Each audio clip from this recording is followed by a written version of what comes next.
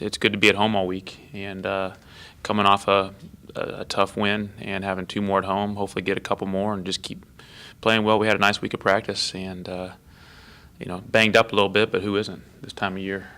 So UNCW is going to play on Thursday night. UNCW is going to play on Saturday night, and we'll see who's going to be out there playing with us. But they're working hard, and that's all you can expect this time of year.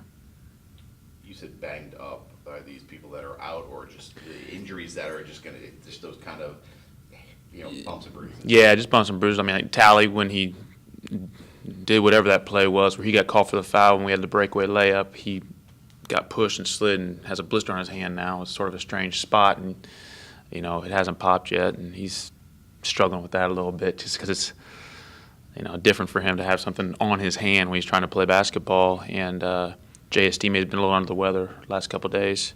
Jalen Foreign's back's a little banged up, but I mean they'll be out there at some point as long as they're not in foul trouble. You get 2 teams at home this week that very different ends of the conference spectrum, but then they're also in very different places. William & Mary's kind of losing a little bit right now. JMU's won a couple games in a row. Just what does that mean to have those teams coming in at those different places Yeah, who knows? We can't take anybody lightly. We can't take anybody by saying, well, they're not playing very well right now, because we've won a few games here and there, but we haven't played great either. We're making progress, but we can get better offensively and defensively.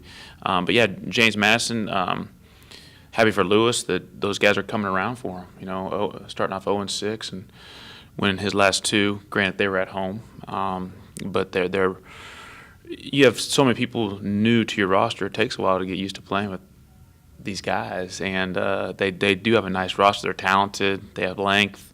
They got some guys inside. They got some guys outside that can do a lot of different things. So it's a tough matchup for everybody in our league, and they've been really close. They've been into, I think, 3 overtime games in their last 6. So, I mean, they're right on the cusp, too, sort of like us. We keep on battling, and you like to see teams get wins every once in a while to give them some confidence because you want kids to have confidence. And then William & Mary, I mean, they have some experienced guys back, but also some young guys. And Coach Shaver's been there for a long, long time. So he knows what he's doing, and they live and die by the 3, and sometimes they go in, sometimes they don't. Sometimes your legs are tired, and I know they're traveling, so maybe their legs will still be tired on Saturday when we play. But I just think every game this year, from here on out, whoever it is, with us, with every CAA opponent, you really don't know who's going to win, which is sort of exciting. I mean, it gives every staff, every coach, every player the confidence that if we go out and play, we can win. And that's sort of exciting.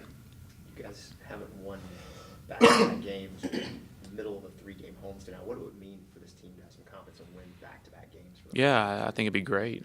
We've had a couple opportunities, here and there to win back-to-back games or even get to 500 in the conference, those kind of things early on. And just haven't capitalized on it. Haven't played well enough to do it.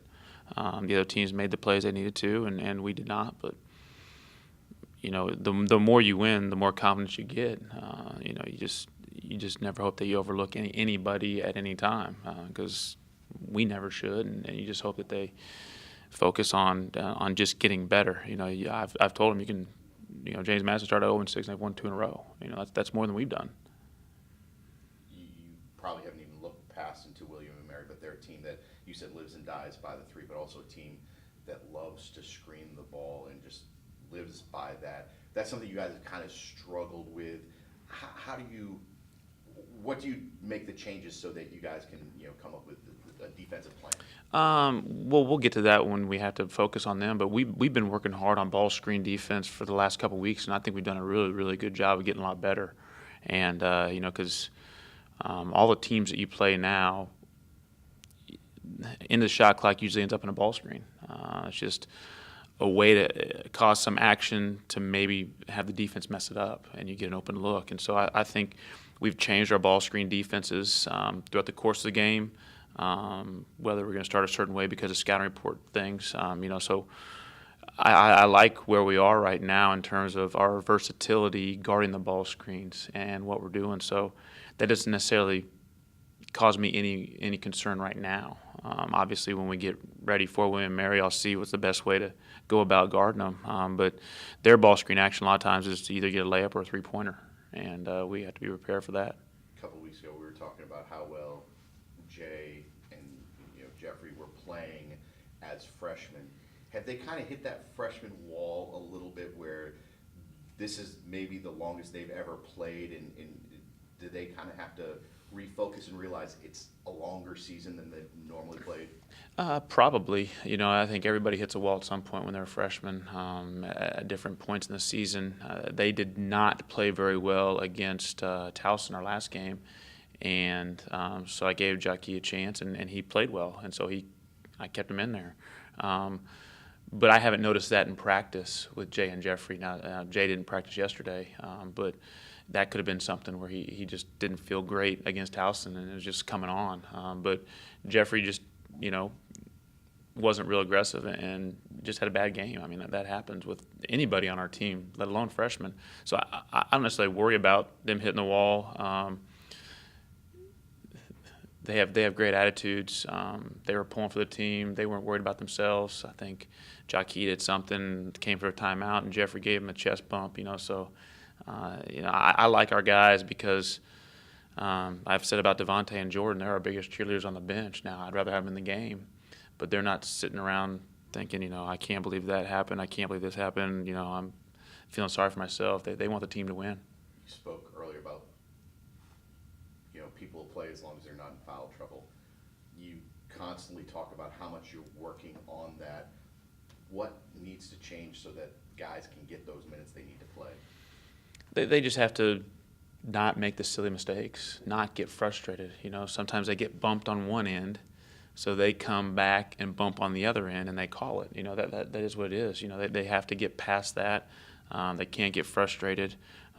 We had the commissioner in yesterday to practice with our team, so maybe he can go back and say that he didn't get fouled by Devontae or Jordan, and maybe that'll help. I don't know. But it's just going to be a constant thing, that this is something that has plagued them all season, all their career, and they have to get used to playing a different way, and we've been working on it. We've been working on playing defense without even touching them with our hands, having their hands straight out so they can never call anything for reaching in, and I think it's working.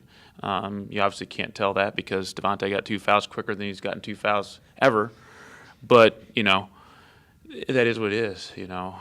He works every day hard in practice because he's guarding Trey, and I've said this before to some people, not on camera, but Devontae's leading the nation in rebounding, and I bet you if you ask our guys who has more rebounds in practice, they'd say Trey. Trey does a great job rebounding in practice. He's really fluid. He just doesn't do as good a job, obviously, in the games as Devontae does. And so we need Devontae on the court, and everybody knows that, and we got to try and keep him out of foul trouble any way we can. Is there that fine line, because you want to play physical, but being physical in finesse defense, just because of how do you draw that line? Yeah, I don't know. And a lot of times Devontae is such a physical player, that's where he gets in trouble. It's not necessarily his defense. He got both his fouls were on offensive rebounds yesterday, or not yesterday, whenever we played. He like missed a little shot and tried to go up for it, and he hit the guy's arm, and the other time he was sort of inside and reached up and grabbed the guy. So when it happens on rebounding, I guess I can handle that because you don't see a lot of fouls on rebounding, so I know he's really aggressive towards rebounding. I don't want to ever take that away from him. He has a gift. So he knows when he fouls. For the most part, and I think it does get to him because he feels like he gets pushed around quite a bit, and he does, but he does his fair share of pushing too, and he has to realize that, and I have to realize that, and I have to do a better job of keeping him calm down and staying relatively calm on the sidelines myself. Even with the fouls that have kind of mounted against him, it seemed like last game in particular, you guys extended that defense out towards the half-court stripe, and he seemed to be a big part of that. It was him and a guard kind of trapping somebody. Has he taken that? Has he got a little more comfortable with it? Because he was out there doing it. Yeah, we want to try and build the defense out a little bit to try and work the shot clock down so it's not just 30 seconds of defense against a half-court set all the time. Ideally, I don't want Devontae out there chasing guards around. but inevitably, he's on the boards. His guy's the last one down, so he's the guy that's there. Now, we have worked on it quite a bit, him guarding the ball. No matter who it is, maybe we switch screens in practice and have him guarding Jackie, and he just has to guard him without putting his hands in there. And so we have worked on those kind of things. But yes, my game plan is not for Devontae to be chasing those guards around. That's too much of a risk. But in some instances, we have to. And I think last game was the first time I brought him back in a first half with 2 fouls this season. Because maybe I brought him back in a couple times, and maybe at Charleston I did. When he gets his second foul with less than 6 minutes to go in the half, I can probably keep him out the rest of the half. But when he got a second foul, 18, we couldn't risk it. We might not have got back in that game. Sure. Is that something that you have to work on in practice, going small? I know that you always want him out there working, but do you have to take time out of practice and say, we have to learn how to play without him when he's not there? Yeah, we do that. We do it pretty regularly. We put a small lineup in there, and yesterday I had Jordan and Devontae out, and we had a small lineup in there with Marcus, Jackie, Jeffrey, Ty, and Jalen. Just because I said we don't know who's going to be in the games at certain points, and we got to start feeling comfortable with different arrangements, different lineups, because we have the same plays, and the same movements, but sometimes Jeffrey's not the 3-man. Most times he's a point guard or the 2 guy. But every once in a while, if Jackie, Tally, and Jeffrey are in there, they got to learn different spots. And but yes, we've practiced it more in the last few weeks than we did early in the season, because it didn't seem to be that big a problem early in the season. Now, whether the games weren't close enough because we didn't play well enough that they weren't in foul trouble in those crucial times, but now all these late game situations, it seems like we got somebody on the bench that's either fouled out that I want in the game, and so we got to work on a lot of things. Alex kind of hit on that, picking up pressure. Do you see moving forward maybe some more full court pressure where these guys have been comfortable, or do you kind of just want to get back to what you want defensively? No, I wouldn't necessarily call it full court pressure. We're trying to pick up further down the court. I still don't want to give up layups on the other end and have 4 guys really pressuring with Devontae at the goal and then breaking the press and laying it up against Devontae. That's not my vision either. What it is just trying to work the shot clock down a little bit, and they cross the half court, and then they get a couple seconds to get in their play, and there's 18 seconds on the shot clock. So that gives less time for them to run their set and or less time to figure out how to isolate Devontae and try and get him a foul, or isolate this guy to try and pick on him. So I think that is more of why we're doing it than anything. All teams have different concepts, and we've played against styles that just try and slow us down. So we only have a certain number of seconds to get into our stuff. And it's been effective against us, so we've been trying to do it a little bit and see if it can be effective defensively. Jalen 2 weeks ago, Ty last week. Who's going to have a big week this week? I hope both of them. Hope they fight it out. Do you feel like they're close to both kind of having, not necessarily 20-point games, but 15, 16-point games each kind of deal? Yeah, I think they're both pretty confident right now. I'd like Jeffrey and Jay to get in the mix too a little bit, and you never know with Jackie. Jackie can be explosive. He does in practice, and when he feels comfortable in games, you never know what might happen. The more the merrier. Our guys, aren't hung up on what they're averaging and thinking they had to get this many shots. I think Devontae took 19 shots against Charleston, only had 7 shots against Towson, but you never know it by his demeanor, and so I think that's a sign of a good leader and a good teammate. And all of our guys know that somebody has to step up every game, 2 or 3 people if we can. So I hope it's all of them. They just gotta have that confidence and that aggressiveness on the offensive end. You mentioned the scoring, obviously. Marcus Bryan's been having a big impact in the last stretch where you guys looked a lot more confident in every other aspect. How important is it to have another guy, not necessarily scoring, but being able to supplement and help Kaycock too? Yeah, he's huge. He's just sort of the glue guy, the steady guy, the solid guy, right place at the right time, get a big rebound, draw a charge, have a big assist. We showed one play on tape, and defensively, we did a great job. They set 4 ball screens, and they never penetrated the three-point line. They miss a guarded jumper. We tried to box out. It goes overhead. They get the offensive rebound. They throw it back out. They shoot another shot. They get the offensive rebound. Shoot another shot. Somebody on our team saved it. Jackie tried to get it, just not big enough. They hit it out of his hands. Marquis slaps it down, out-hustles a guy, takes it in for a layup, and gets fouled. And then another time he had a nice assist to Devontae for a three-point play.